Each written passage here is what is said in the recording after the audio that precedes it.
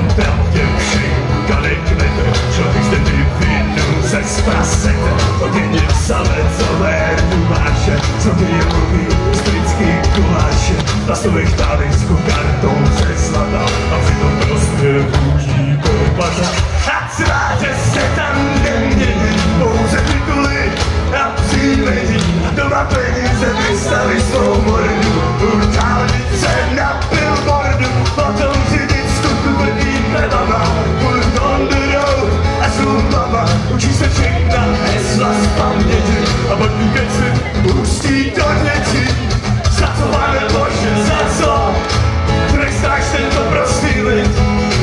Za co, Pane Bože, za co nechal z nás se napálit? Za co, Pane Bože, za co?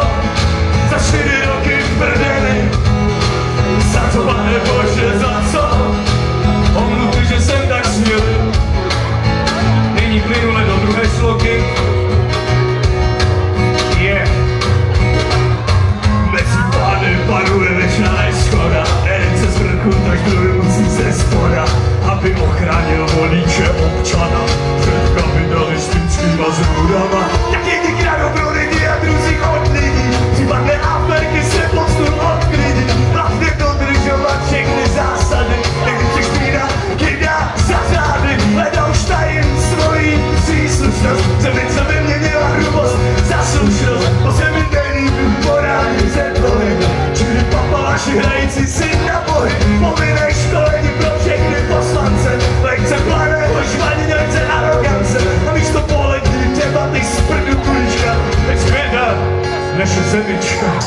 Za co, Pane Bože, za co trestáš tento prostý lid? Za co, Pane Bože, za co nechal z nás se napálit? Za co, Pane Bože, za co trestáš tento prostý lid? Ježišmarja, za co, Pane Bože, za co chceš, abychom trpěli?